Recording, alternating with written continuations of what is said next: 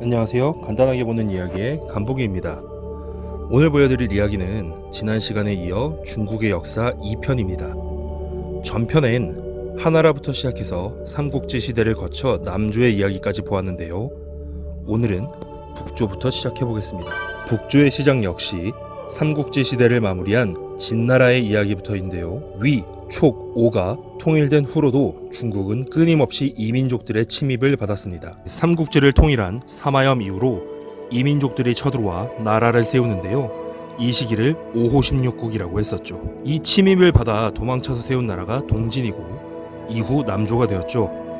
그럼 이민족들이 세운 나라들은 어떻게 되었을까요? 대표적인 16개 나라들이 세워지고 흐트러지는 혼란스러운 중국의 북조. 선비족인 모용시족은 5호 16국 시절에 요서지방을 근거로 전현이라는 나라를 세웠다가 저족이 세운 전진이라는 나라의 부견이라는 황제에 의해 멸망당해버리는데요. 이 모용시족 중 모용수란 인물이 흥미로운데요. 전현을 세운 모용황의 5번째 아들이었던 모용수는 아버지가 사망한 뒤 자리를 이은 형인 모용준에게 엄청난 견제를 받았습니다. 마치 조비가 조식을 견제한 것처럼요. 조식과는 달리 형이 황제에 오른 뒤에도 꾸준히 힘을 발휘해 모용준에게 중원으로 진출할 것을 강력하게 주장하여 연나라가 화북지방의 절반을 차지하는 데 공을 세웁니다. 형인 모용준이 죽고 나자 숙부였던 모용평이 자신을 죽이려고 하여 전진으로 망명을 하죠. 전진의 황제는 부견이라는 인물로 모용수를 받아주었고 이 둘은 결국 전현을 멸망시킵니다.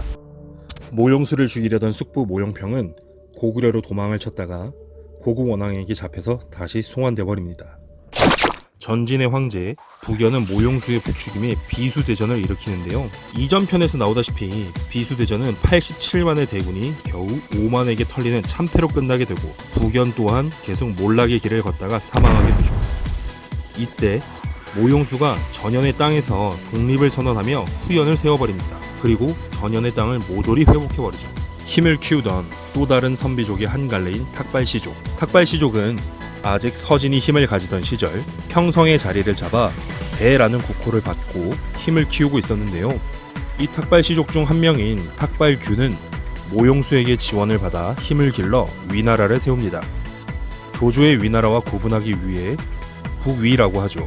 모용수는 뒤통수를 맞았다고 여기고 견제하기 위해 공격을 했는데 참하피 전투에서 대패를 하고 말았고 탁발규는 멈추지 않고 후연의 수도인 중산을 함락시켜 멸망시켜버리고 맙니다. 이후 북위의 3대 황제인 탁발도는 동서남북의 나라를 모두 물리치고 화북을 통일해버립니다.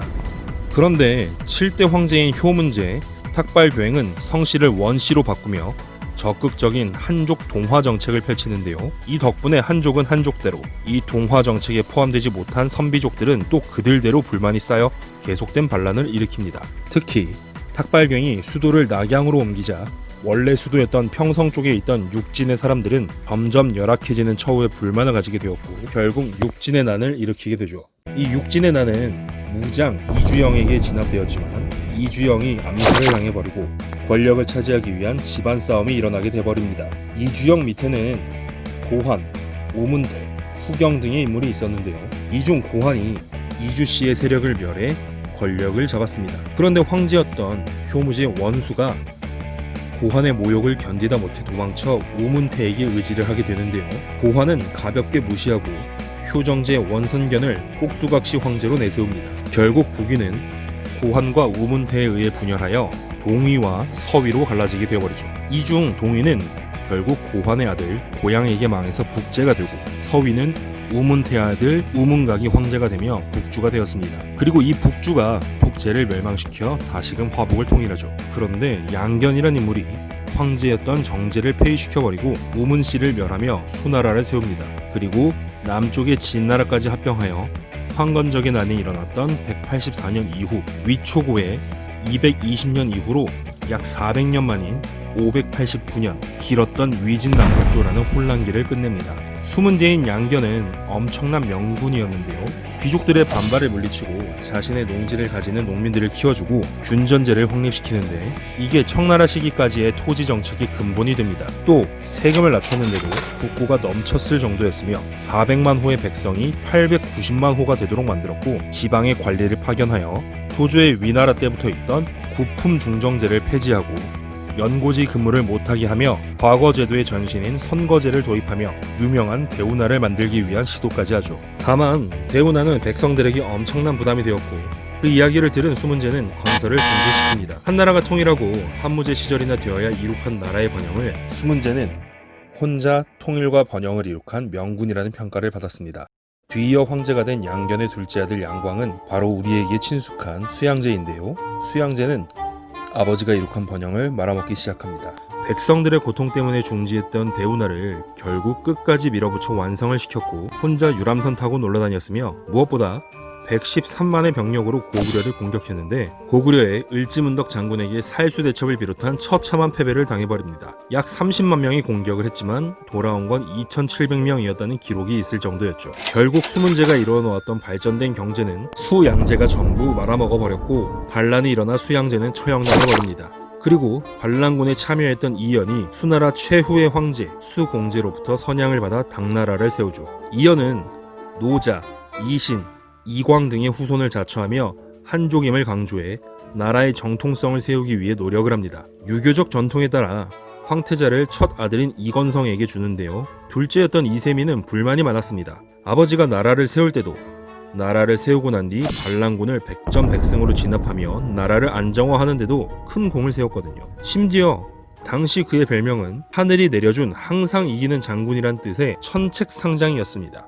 결국 이세민은 중국판 왕자의 난인 현무문의 변을 일으켜 형인 이건성과 동생인 이원기를 죽이고 맙니다. 이걸 본 이연은 결국 이세민을 황태자로 봉하고 2개월 뒤 황제를 물려주죠. 그리고 이렇게 황제가 된 이세민이 정관의 치를 이루었다는 당태종이 됩니다. 여기까지 오는데 흘린 피가 많고 고구려 치다가 안시성 전투 등에서 크게 진 건 비판거리이긴 하지만요.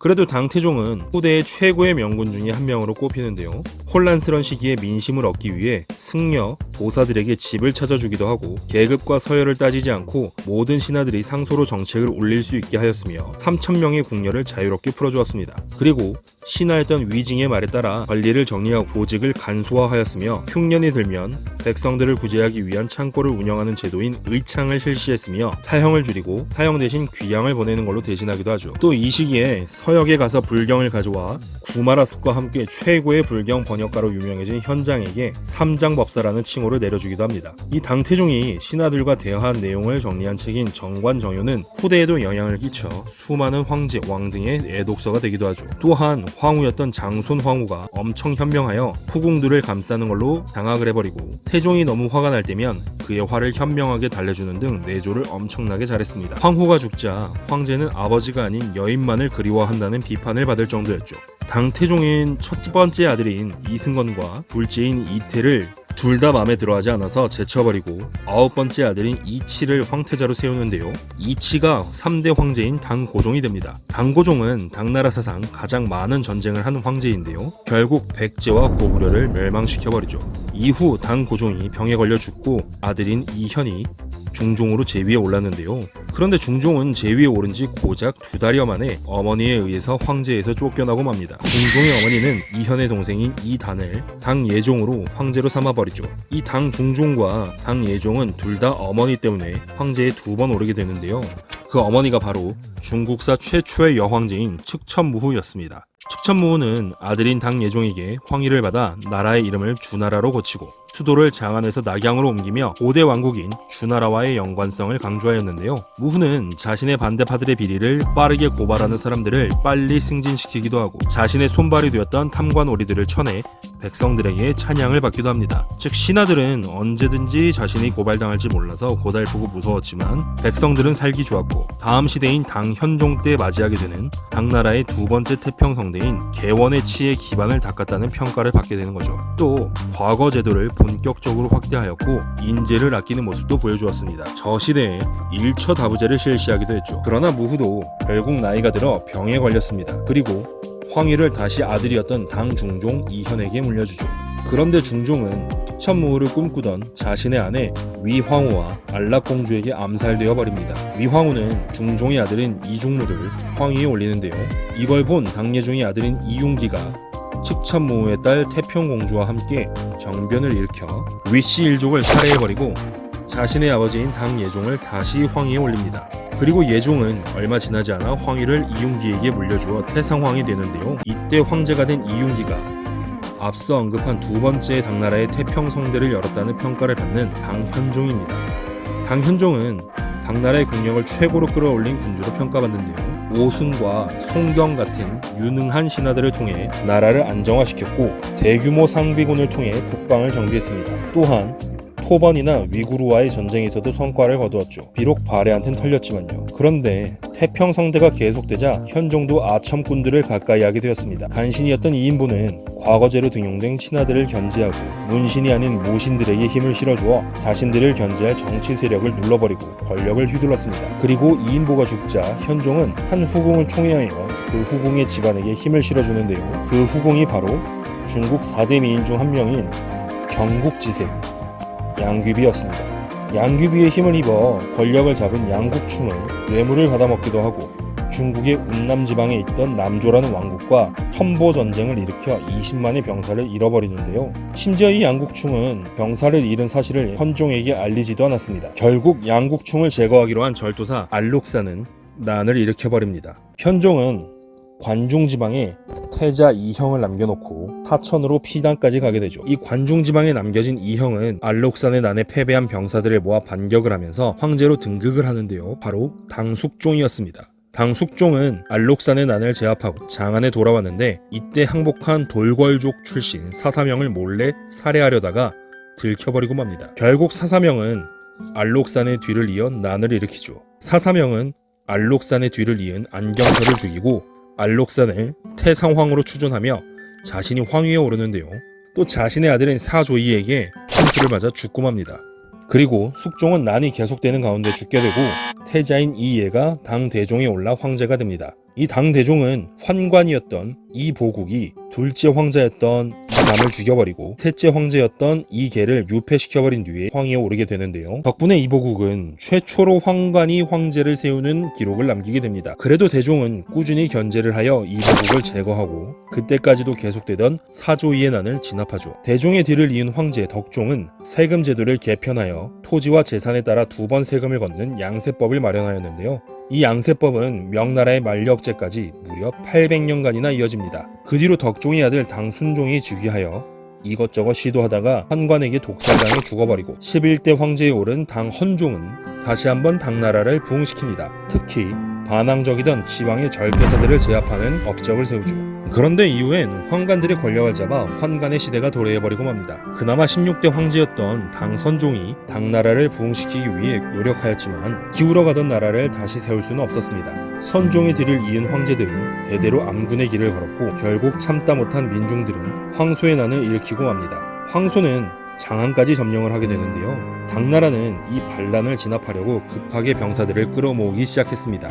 황소는 이를 막기 위해 신복인 주온을 보내는데 이 주온은 당나라에 투항해버리고 맙니다. 그리고 이극용을 비롯한 토벌군에게 대패한 황소는 자결하여 난이 끝나게 되죠.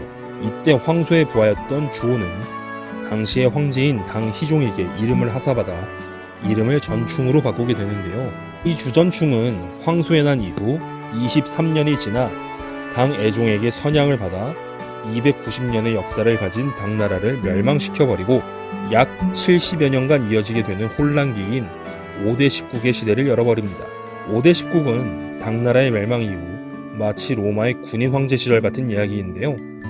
먼저 5대 국은 주전충이 세운 나라인 후량, 황소의 난을 진압했지만 주전충에게 밀린 이극용의 아들 이존욱이 주전충의 아들 주우정을 죽이고 세운 후당, 이존욱을 돕던 석경당이 세운 후진, 석경당의 부하였던 유지원이 세운 후한, 유지원의 부하였던 곽위가 세운 후주, 이렇게 배신의 배신을 거듭하며 황실만 바뀌고 신하들은 바뀌지 않은 거죠. 그리고 19군 동시다발적으로 계속 생겼는데요. 초, 오, 5월, 전촉, 민, 남평, 남한, 후촉, 남당, 북한 등이 나타났다가 멸망당합니다. 결국 후당 시절에 태어나 후진, 후한, 후주를 거치며 명장으로 이름을 날리던 조광윤이 진교의 변을 일으켜 후주의 공제에게 선양을 받아 송나라를 세우며 주변 나라들을 정리하기 시작하는데요. 이후 송태조 조광윤의 동생인 조광희가 형의 뒤를 이어 송태종이 되고 남아있던 나라인 북한과 오월을 정리하며 979년 천하를 재통일합니다. 이후에 송,